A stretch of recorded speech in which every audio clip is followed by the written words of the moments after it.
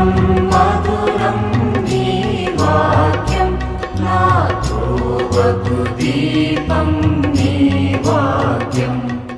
యేసు నామంలో మీకు శుభములు సమృద్ధిగా కలుగునుగాక.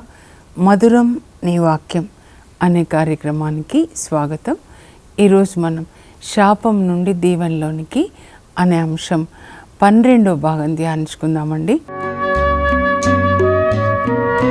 మధురం మధురం నీ వాక్యం నా త్రోవకు దీపం నీ వాక్యం.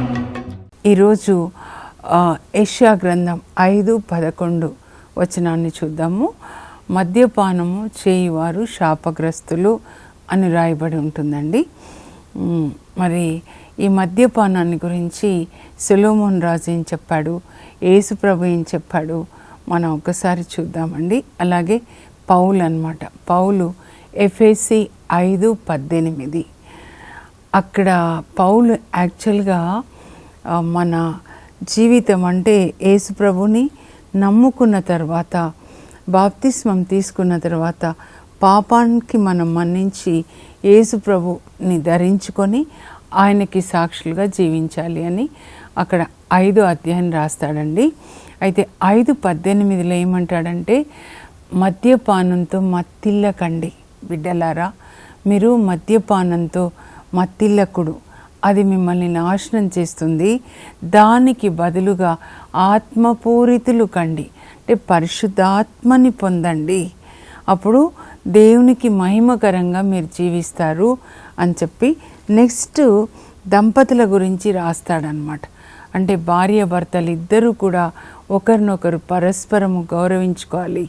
భార్య ప్రభువునకు విధేయులైనట్లే భర్తకి విధేయించాలి. భర్త క్రీస్తు తన సంఘం కొరకు ఎలా ప్రాణం ఇచ్చాడో, త్యాగం చేశాడో, అలాంటి త్యాగమైన ప్రేమతో భర్త భార్యని ప్రేమించాలి అని రాస్తూ 6వ అధ్యాయంలో 4 వరకు చదవాలండి.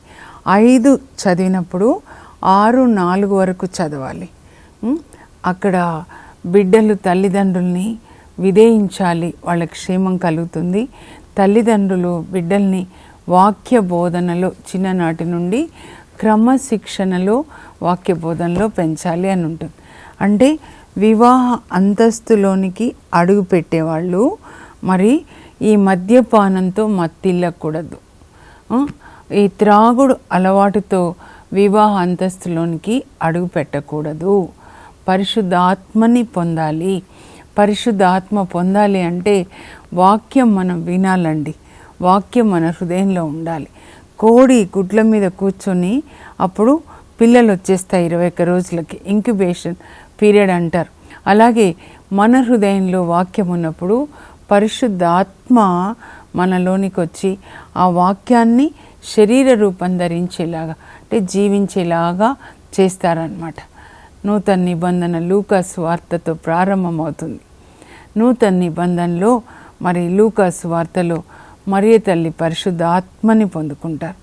దేవుని యొక్క వాక్యాన్ని వింటారు, తర్వాత పరిశుద్ధాత్మని పొందుకుంటారు. నువ్వు గర్భం ధరించి కుమారుని కంటావు, ప్రభు నీతో ఉన్నారు. ఎలా అనంటే పరిశుద్ధాత్మ నీ పైకి వస్తుంది. అంటే వాక్యము ఆత్మ యేసు ప్రభులాగా రూపుదిద్దుకుంటారు. కనుక మీరు పరిశుద్ధాత్మని పొందాలి అనంటే ముందుగా వాక్యం మీ హృదయంలో ఉండాలి. యేసు ప్రభు శిష్యులు కూడా 12 మంది వాళ్ళు 3.5 సంవత్సరాలు యేసు ప్రభు వాక్యాన్ని వింటారు. తర్వాత ప్రభు పరలోకానికి వెళ్ళి వాళ్ళకి పరిశుద్ధాత్మని పంపిస్తారు. వాళ్ళు పరిశుద్ధాత్మని పొందిన తర్వాత యేసు ప్రభుకి సాక్షులుగా జీవిస్తారు. వివాహం అంటే ఇంకా చాలా రకాలు షాపింగ్లు అవి చేస్తాం, మంచిదే. ఎందుకంటే అది జీవితంలో మరుపురాని మధురమైన సంఘటన కనుక షాపింగ్ చేసుకోవచ్చు. అయితే మన ఆత్మ మనం ఎలా ప్రిపేర్ కావాలంటే పరిశుద్ధ ఆత్మని పొందాలండి. నిజంగా మీ పిల్లలకి పెళ్లి చేసే తల్లిదండ్రులకు చెప్తున్నాను, వివాహం అంటే ఏంటి అని చెప్పి మీరు వాళ్ళకి కౌన్సిలింగ్ ఇవ్వాలి కూర్చోబెట్టి. చర్చి కూడా కౌన్సిలింగ్ ఇస్తూ ఉంది. అప్పుడు మీరు చెప్పాలన్నమాట, వివాహంలో 3 ఉంటారు, క్రీస్తుతో అంటు కట్టబడ్డం. యోహాను 15:5లో చెప్పినట్లుగా యేసు ప్రభు చేతులు పట్టుకున్నాడు అంటే వాక్యం ఏం చెప్తుంది దంపతుల గురించి? ఎఫెసీ 5వ అధ్యాయం, కొలోసి 3వ అధ్యాయం, ఫిలిప్పీ 2వ అధ్యాయం ఎలా యేసు ప్రభు మరి సేవ చేశారో అలా భార్య భర్తలు ఒకరికొకరు సేవ చేసుకోవాలి, ఒకరినొకరు గౌరవించుకోవాలి. చెయ్యి పట్టుకున్నారు వివాహ దినాన దేవుని సన్నిధిలో, దేవుని సాక్షిగా పరలోకం వరకు కూడా అలాగే ఉండాలన్నమాట. ఎన్ని కష్టాలు వచ్చినా ఉపదేశకుడు 4:10లో రాయబడి ఉంటుంది, ఇద్దరైతే మేలు, ఎందుకంటే ఒకరు పడిపోతే ఇంకొకరు వాళ్ళని లేపాలి. మోనికా తల్లి తన భర్త పడిపోయినప్పుడు పెట్రిషియస్ 20 సంవత్సరాలు ప్రార్థన చేసి ఆయనని త్రాగుడు నుంచి బయటికి తీసుకొని వస్తుంది అన్నమాట. రోజు ఒక అధ్యాయం చదువుకోవాలి, దాన్ని పాటించాలి. అప్పుడు వాక్యం ఏం చెప్తుంది, వివాహం ఎలా ఉండాలి, దంపతులు ఎలా జీవించాలి, ఆ వాక్యం మీద మన కుటుంబాన్ని కట్టుకోవాలి. వాక్యం యేసుప్రభు తండ్రి నోట్లోంచి వచ్చిన వాక్యం. ఆయనని మూలరాయి అని కూడా అంటారు. క్రీస్తు సంఘానికి ఆయన మూలరాయి, తర్వాత అపోస్తులు పునాది రాళ్ళు, తర్వాత పునీతులు, అపోస్తుల శిష్యులు, శిష్యులు పునీతులు అన్నమాట. కనుక ఆ యేసు ప్రభు జీవితం మీద మన జీవితాన్ని కట్టుకోవాలి. రాయి అని అంటే మరి ఇల్లు కట్టేటప్పుడు ముందు పునాది రాయి వేస్తారు కదండి, మూలరాయి. అలాగే యేసు ప్రభు యొక్క వాక్యం మీద ఆయన త్యాగమైన ప్రేమతో మనల్ని ప్రేమించాడు, ఏమీ ఆశించలేదు. కనుక భర్త భార్యను అలా ప్రేమించాలి, భార్య కూడా భర్తను అలా ప్రేమించాలి, పిల్లలకి అదే ప్రేమని ఇవ్వాలన్నమాట. మరి త్రాగుబోతులు వివాహ అంతస్తులోకి అడుగు పెడితే వాళ్ళకి పుట్టేవాళ్ళు ఏమైపోతారండి? త్రాగుబోతులు అవుతారు కదా. త్రాగుడు అనేది ఒక పిచాచి అండి, ఒక పిచాచి. ఎట్లా వ్యభిచార పిచాచులో త్రాగుడు పిచాచి, ధనాశ, గర్వము, కోపము. మీరు సామెతల గ్రంథంలో సొలొమోను రాస్తాడు, మెల్లగా చదువుకోండి, ఊరికే వినడమే కాదండి. ఇప్పుడు యేసు ప్రభు తొందరలో రాబోతున్నాడు, వచ్చినప్పుడు పరలోకానిక నరకానిక ఏది మీ గమ్యం? దేవుని ప్రేరణని బట్టే టీవీలో వాక్యం చెప్పడం ఆపేసి యేసు త్వరలో వస్తున్నాడు, బుక్కు రాయమని ప్రభు నన్ను బలవంతం చేసి రాయించినప్పుడు రాశానండి. అలాగే ఇదేమో కొన్నాను నేను షాప్లో అన్నమాట. ఏది నీ గమ్యం, పరలోకమా నరకమా? చూడండి, ప్రభు ఇది చూపించమని చెప్పారు. నరకమా నీ గమ్యము లేదా పరలోకమా?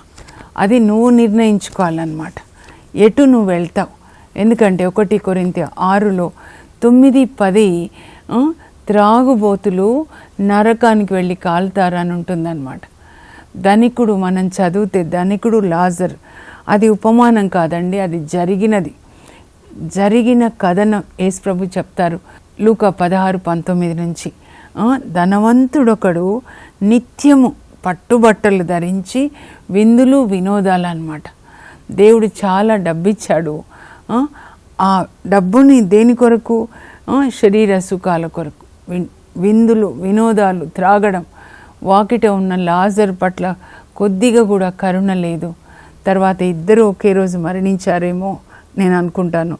అప్పుడు ఆ లాజరు మరణించినప్పుడు ఆయన ఆత్మని దేవదూతలు కొనిపోయి అబ్రాహాము ఒడిలోనికి చేరుస్తారు. మరి ధనికుడు ఎక్కడికి వెళ్ళాడండి? నరకంలో మంటల్లో కాలిపోతున్నాడనమాట. అప్పుడు ఏడుస్తాడు, ఈ మంటల్లో కాలిపోతున్నాను. పైకి చూస్తే అబ్రాహాము ఒడిలో కనబడతాడనమాట, పరదేశిలో. లాజరు, ఈ మంటల్లో మాడిపోతున్నాను, ఇదిగో నా నాలుక ఇదో మాడిపోతూ ఉంది, ఆ లాజర్ చిటికెన వేలు నీళ్ళలో ముంచి ఒక్క చుక్క నా కోసం పంపించండి. అప్పుడు అబ్రహాం అంటాడు, ఇప్పుడు వీల్లేదయ్యా, అగాధం ఉంది అని, స్థలాలు మారిపోయినాయి. నరకం పోయిన తర్వాత ఏడిస్తే ఏం లాభం? పోనీ నా పరిస్థితి, నేను ఇట్లా కాలిపోతున్నాను, ఘోర నరకమునకు రాకుండా నాకు 5 తమ్ముళ్ళు ఉన్నారు, ఈ లాజర్ని పంపించి నా తమ్ముళ్ళ దగ్గరికి వాళ్ళకి ఇదిగో ఇలా జరుగుతుంది అని చెప్పమంటే, అలా అక్కడ చెప్పడానికి మోషే ఉన్నాడు, ప్రవక్తలు ఉన్నారు, ఈయన వెళ్ళి చెప్తే, వాళ్ళు చెప్తే నమ్మకపోతే ఇంకా ఈయన వెళ్ళి చెప్తే నమ్ముతారా అని. ఎందుకంటే కొంతమంది నన్ను ఎగతాళి చేస్తారండి. నువ్వు చూసొచ్చావా, లేకపోతే అందరూ తాగుతున్నారు కదా, మరి అందరూ అలాగే ఉండి తింటూ త్రాగుతూ ఉన్నారంట నోవా కాలంలో. అందుకే అందరూ కూడా నాశనం అయిపోయినారనమాట.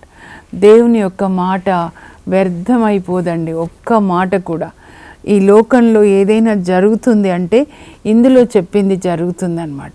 కనుక మనం ఏం చేయాలి, దీన్ని చదువుకొని దాన్ని పాటించాలి. యేసు ప్రభు ఏమంటారంటే చూడండి,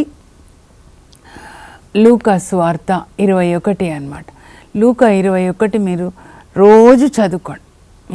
ఇప్పుడు చివరిలో ఏం జరుగుతుందో అవన్నీ కూడా రాయబడ్డాయి. యేసు ప్రభు 2000 సంవత్సరాల క్రితం చెప్పారు. ఆయన ఓలివ కొండ ప్రసంగం అన్నమాట. యుద్ధాలు జరుగుతాయి. యుద్ధాలు ఇప్పటి వరకు వింటూ ఉన్నాం కదండి. కోవిడ్ తర్వాత అక్కడ రష్యా యుక్రెయిన్ కని విన్నాం, ఇజ్రాయెల్ దేశానికని విన్నాం, ఇంకా చాలా దేశాలు. కానీ ఇప్పుడు చూడండి మన దేశంలోకి వచ్చేసింది, మన దాకా వచ్చేసింది అన్నమాట. ఇంకా అణుబాంబులు అని చెప్పి రెడీగా అవుతున్నారు. ఏదైనా కానివ్వండి, ఈ శరీరం ఎలాగైనా మట్టిలోకి పోతుంది, కానీ మనం శరీరం కాదు, ఇది వస్త్రమే. మన ఆత్మ ధరించుకున్న వస్త్రం. ఆత్మ పరలోకానికి వెళ్ళాలంటే ప్రభు చెప్తారు లూకా 21:34, తిండితో త్రాగుడుతో మందమతులు కాక అప్రమత్తులై ఉండండి, లేనిచో ఆ దినము ప్రభు దినము యేసు ప్రభు వస్తారు తీర్పు తీర్చడానికి. అప్పుడు ఆ దినము ఉచ్చులాగా ఉరిలాగా ఉంటుంది మీకు. ఆ జరగబోయే భయంకరమైన సంఘటనల నుంచి రక్షించబడడానికి మనుష్య కుమారుడు యేసు ప్రభు రాజుగా వచ్చి మిమ్మల్ని తీర్పు తీర్చడానికి వచ్చినప్పుడు ఆయన ఎదుట నిలువబడుటకు కావలసిన శక్తిని పొందుటకు ఎల్లప్పుడూ జాగరూకులై ప్రార్థించండి. ఇవి ఇంకా చివరి దినాలండి. కనుక ఈ త్రాగుడు, ఈ పెళ్ళిళ్ళకి త్రాగుడు ఏంటండి అంటే మీరు సైతాన్ని పిలుస్తున్నారా ఆ దంపతులకి? మీ దగ్గర డబ్బు ఎక్కువగా ఉంటే యేసుప్రభు ఏం చెప్తారంటే లూకా 14:13లో మీరు ఒక విందు చేసినప్పుడు మీ బంధువులు స్నేహితులను పిలవకండి, ఎందుకంటే వాళ్ళు మిమ్మల్ని మరలా పిలుస్తారు. కుంటి వాళ్ళు గుడ్డి వాళ్ళని పిలవండి, అప్పుడు ఈ పునరుత్థాన సమయంలో మీకు బహుమతి ఉంటుంది అని చెప్పి. మదర్ తెరీసా హోమ్ కానీ మీ దగ్గర ఉన్న ఓల్డ్ ఏజ్ హోమ్స్ ఉంటాయి, వాళ్ళకి ఇవ్వండి. సీసాలు కొని వచ్చిన వాళ్ళతో తాగిపిస్తే ప్రతి సీసాలో దయ్యం ఉంటుందండి. సామెతలు 23:20 నుంచి మీరు చదవండి. మీరు తిండిబోతులతో త్రాగుబోతులతో కలవద్దు. తిండిబోతులు త్రాగుబోతులు దరిద్రులు అవుతారు. ఎక్కడ ఈ 2 దయ్యాలు ఉంటాయో ఎవరిలో ఇవి, ఎక్కడ దొరుకుతుంది సీసా, ఎక్కడ దొరుకుతుంది తిండి అని పరిగెత్తుతారు. ఎందుకంటే ఆ దయ్యాలకి కరెక్ట్గా ఎక్కడ దొరుకుతుందో తెలుసు అన్నమాట. ఈ పండగకి వెళ్తేనా, ఈ పెళ్ళికి వెళ్తేనా, ఆ బార్లో దొరుకుతుందా, ఎక్కడ దొరుకుతుంది అని. ఆ తిండిబోతులు త్రాగుబోతులు దరిద్రులు అవుతారు. త్రాగేటప్పుడు చాలా బాగుంటుంది, నిగనిగలాడుతున్నట్లు ఉంటుందంట. మరి అలలపై, సముద్రపు అలలపై ఓలాడుతున్నట్లుగా ఉంటుందంట. కానీ తర్వాత అది పామై మిమ్మల్ని కాటేస్తుంది. పాము కాటేస్తే శరీరం ఎట్లా చనిపోతుందో ఈ మద్యం అనేటటువంటి పిచాచి ఆత్మని కరిస్తే ఆత్మ నరకంలో కాలిపోతుంది అని చెప్తున్నారన్నమాట. కాబట్టి జాగ్రత్తగా ఉండండి. ఈ బైబిల్ గ్రంథంలో చూస్తే ఎవరెవరు తాగారు అందరి గురించి చెప్పడానికి ఇప్పుడు టైం లేదు. కానీ నోవా ఆదికాండం 9వ అధ్యాయంలో ఆయన త్రాగిన తర్వాత ఆ తర్వాత దిగంబరుడుగా ఉంటాడు, తెలియదు ఆయనకి.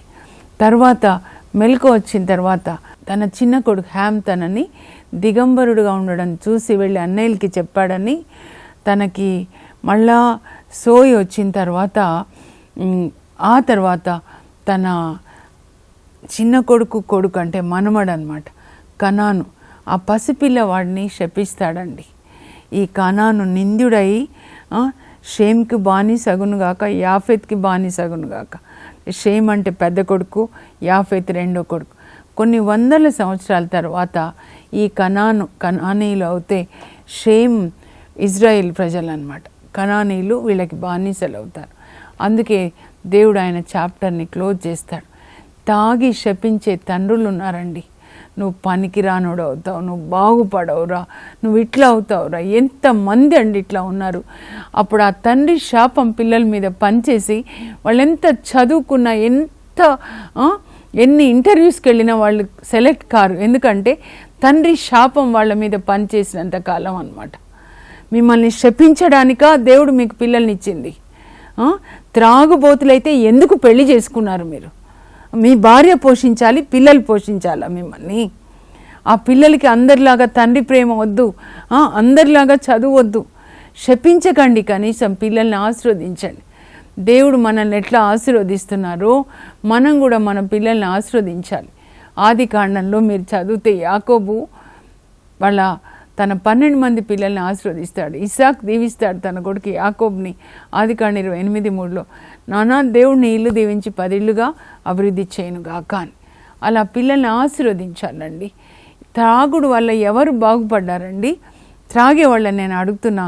మీరు తాగితే నాన్న నువ్వు కూడా రా అని మీ కొడుకుని, కూతుర్ని, మీ భార్యని పిలుచుకొని అందరం కలిసి తాగి, నాన్న నువ్వు కూడా నాలాంటి త్రాగుబోతే కావాలి, నేను ఆశీర్వదిస్తున్నా అని ఆశీర్వదిస్తారా? మరెందుకు తాగుతున్నారు? మీలో కనువిప్పు కలగాలి. తప్పిపోయిన కుమారుడు పందుల యజమాని దగ్గర, అంటే సాతాను దగ్గర పందుల పొట్టు తింటున్నాడంటే ఇదే. త్రాగడము, బూతు మాటలు, చికెన్లు తినడము, ఇంకా కొంతమంది అయితే వ్యభిచారం చేయడము, రకరకాలు. పందుల పొట్టు తినడం అంటే, పందులంటే ఈ పిచాచులే అన్నమాట. కానీ కనువిప్పు కలుగుతుంది ఛీ అని. దేవుని ఆత్మ మనలోనికి వచ్చి ఛీ ఇదా, యేసు ప్రభుకి సాక్షిగా ఉండాల్సిన నేను సైతాన్కి సాక్షిగా ఉండి సాతాన్ రాజ్యాన్ని నేను స్థాపిస్తున్నానని కనువిప్పు కలిగి తండ్రి దగ్గరికి వస్తాడు. మనం కూడా తండ్రి దగ్గరికి రావాలి, పరలోక తండ్రి దగ్గర. అప్పుడు ఆయన దగ్గర కృప సమృద్ధిగా దొరుకుతుంది. పరిశుద్ధాత్మ వచ్చినప్పుడు ఈ అపవిత్రాత్మలన్నీ వెళ్ళిపోతాయి. మనల్ని శుద్ధి చేసి నీతి వస్త్రంతో కప్పుతారనమాట. ఆ తప్పిపోయిన కుమారులు వచ్చిన మార్పు రావాలి. ఇంకా పేతురు మునిగిపోతూ ప్రభువా నన్ను రక్షించి అంటాడు మత్తయి 14:20. ఇది మునిగిపోవడం అన్నమాట. సాతాన్ రాజ్యంలో మునిగిపోవడం, నరకంలో మునిగిపోవడం. నన్ను రక్షించండి అని మీరు అడగండి. ప్రభువా ఇందులో నుంచి నన్ను బయటికి తీయండి, ఊబిలో నుంచి అంటే ప్రభు తప్పకుండా సాయం చేస్తాడు. పేతురుకి చెయ్యి అందించిన ప్రభు మీకు కూడా చెయ్యి అందిస్తాడు. ఇంకా ఎన్ని రోజులు ఉంటామో తెలియదు కదా. ఈ శరీరం మట్టిలో పురుగులు పడి పోతుంది కదా. ఈ శరీరం కోసం మీరు బ్రతకొద్దు. ఏమి తినేదమా, ఏమి త్రాగేదమా, ఏమి ధరించేదమా అని మీ జీవితం, మీ శరీరాన్ని గురించి చింతించకండి. మీరు ఆత్మలో జీవించండి. గలతీ 5:16-26 వరకు పౌలు చెప్తాడు. చదువుకోండి. మీరు మీ శరీర వాంఛల్ని తృప్తిపరచుటలో మీరు చూపే శ్రద్ధ మానేయండి. లోపల త్రాగుడు పిచాచుంది అనుకోండి, ఈరోజు నాకు బ్లాక్ డాగ్ కావాలి. ఎట్లా నేను అనుకున్నాను, ఇక్కడ సీసా పెట్టుకొని చెప్తే వాళ్ళకి ఎలా ఉంటుంది ప్రభా, నన్ను మీరు ఎలా చూస్తారు? సీసా పెట్టుకొని సీసా తాగుతూ మళ్ళా చర్చికి వచ్చేసి దేవుని యొక్క పాత్రలో నుంచి మీరు యేసుప్రభు శరీరము, యేసుప్రభు రక్తాన్ని తాగుతారు.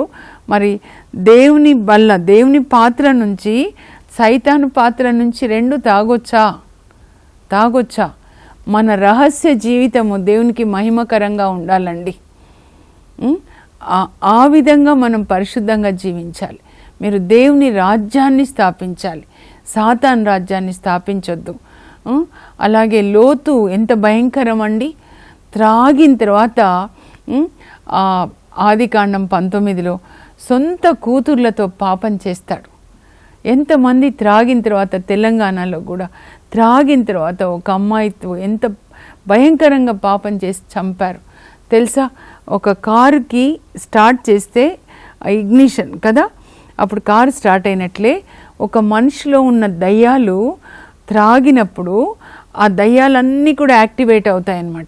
ఏ దయ్యాలు ఉన్నాయో తెలుసుకోవాలంటే త్రాగిన తర్వాత చూస్తే, త్రాగగానే చికెన్ కావాలి, లేకపోతే కొంతమందికి ఏమో వ్యభిచారం కావాలి, కొంతమంది హత్యలు చేస్తారు త్రాగిన తర్వాత. బైబిల్లో కూడా మనం చూసాం, దావీదు పెద్ద కొడుకు అమ్నోన్ని తాగించి తన మూడో కొడుకు అబ్షలోమ హత్య చేపిస్తాడనమాట.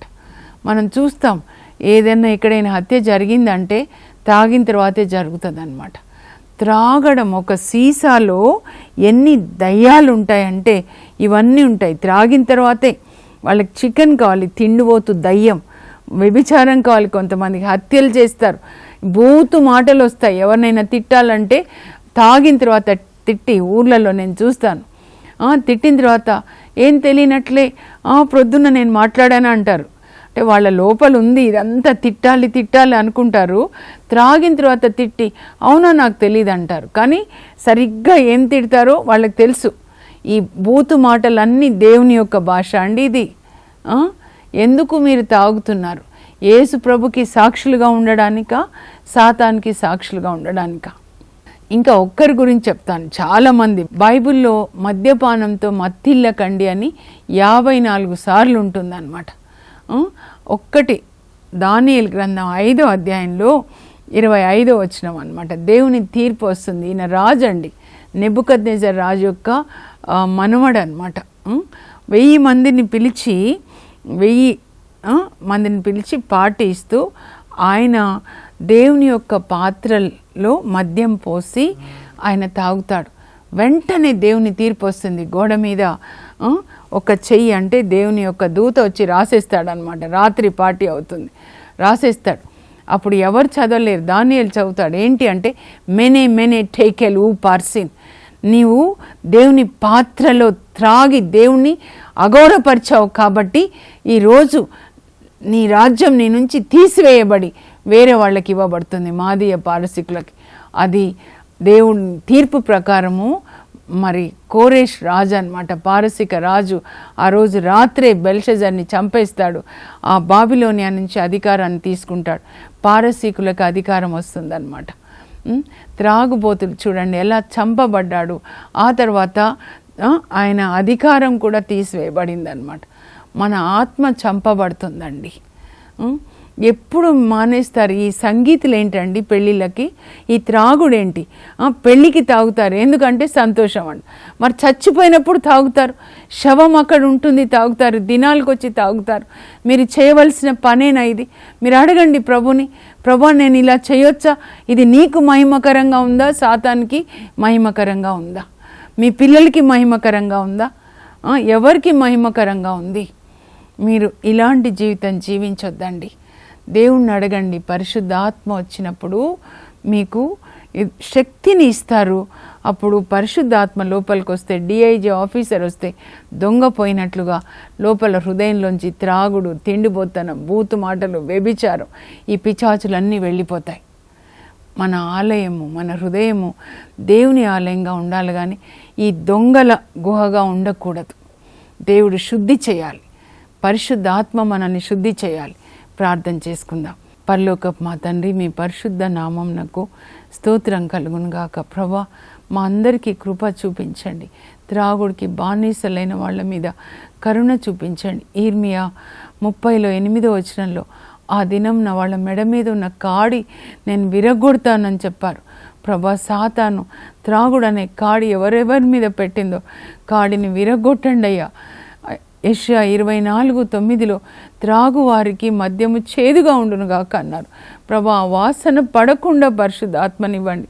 అది చేదుగా ఉండేటట్లు, త్రాగితే వామిటింగ్స్ అయ్యేటట్లు, ఇంకొకసారి సీసా ముట్టుకోకుండా ప్రభా, ఏం చేస్తే వామిటింగ్ మీద వామిటింగ్, దెబ్బ మీద దెబ్బ కొట్టి త్రాగకుండా ఆ త్రాగుడు, తిండిపోత ఆత్మ ప్రభా, అయా బూతు మాటలు, ఇవన్నీ దుష్ట శక్తుల నుంచి అందరికీ, త్రాగుడికి బానిసలైన వాళ్ళకి విడుదల దయచేసి చీకటి నుంచి, సాతాను అధికారంలో నుంచి ప్రభా వాళ్ళని విడిపించి వెలుగులోనికి తీసుకొని రండి. మీ గుండెల్లో దాచుకోండి, మీ రక్తకోటలో దాచుకోండి. ప్రతి కుటుంబాన్ని కట్టండి. తెలంగాణ నుంచి, భారతదేశం నుంచి, ప్రపంచం నుంచే నాయన ఈ త్రాగుడు వెళ్ళిపోను. వైన్ షాప్స్ని, వైన్ ప్రొడక్షన్ అవన్నీ కూడా సాతానికి సంబంధించిన స్థావరాలు మూసివేయబడును గాక. దేవుని రాజ్యం వచ్చును గాక. యేసు నామంలో అడుగుచున్నాం తండ్రి, ఆమెన్. త్రాగుడికి బానిసలైన వాళ్ళందరినీ కూడా యేసు ప్రభు తన అమితమైన కృపతో ఆ త్రాగుడు నుంచి, ఆ బానిసత్వం నుంచి విడిపించి పరిశుద్ధ ఆత్మతో నింపి యేసు ప్రభుకి సాక్షులుగా వాడుకొని గాక. God bless you. Have a blessed day.